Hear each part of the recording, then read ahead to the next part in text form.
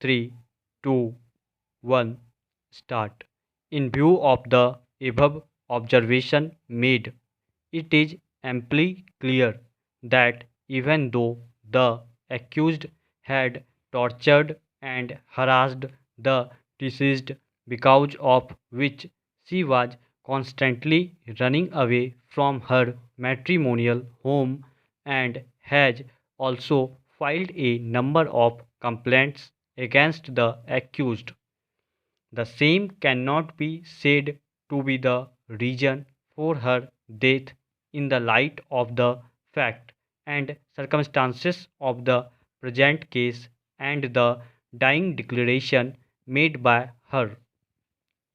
The learned counsel for the appellants has placed reliance upon the decision of this court reported in the case of Ramesh Kumar versus State of Chhattisgarh 2014, Volume 9, SCC 491, wherein it is held that Sections 49A and 306 IPC are independent and constitute different offences.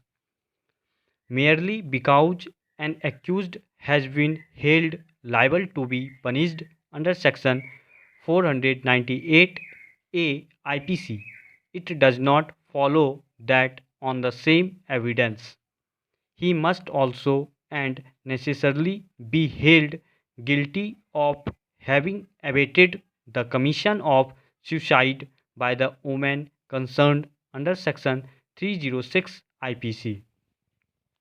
Therefore, the conviction and sentence for offence punishable under Section 306 read with Section 114 of the IPC of the present appellants is contrary to the legal evidence on record, particularly the dying declaration of the deceased and the conduct of the accused who took the deceased to the hospital.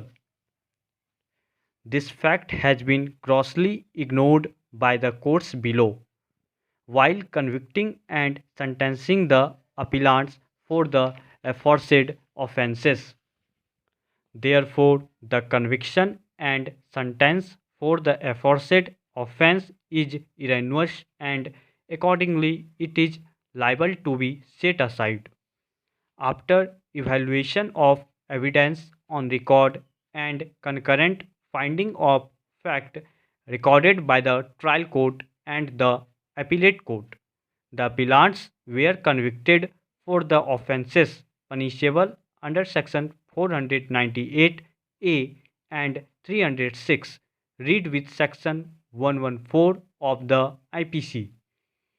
The accused were acquitted for the offences punishable under Section 304B, read with Section 114 of IPC and Section 4 of the Dowry Prohibition Act 1961, as they did not find any evidence on record to bring home the guilt of appellants for the offences punishable under Section 306, as there is no cogent evidence in this regard in the finding of fact.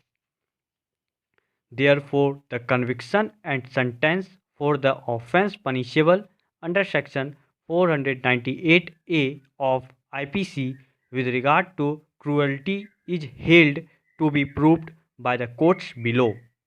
The same is accepted by us, and they are required to be convicted and sentenced for the offence punishable under Section 498A IPC. The conviction and sentence passed by the High Court for the offence punishable under Section 306, read with Section 114 of IPC, is liable to the be set aside, and accordingly we set aside the same. Since we have upheld the conviction for the offence punishable under Section 498A IPC, it is to be carefully examined by us taking into consideration the facts and circumstances of the case as to what sentence is required to be imposed upon the appellants. Stop.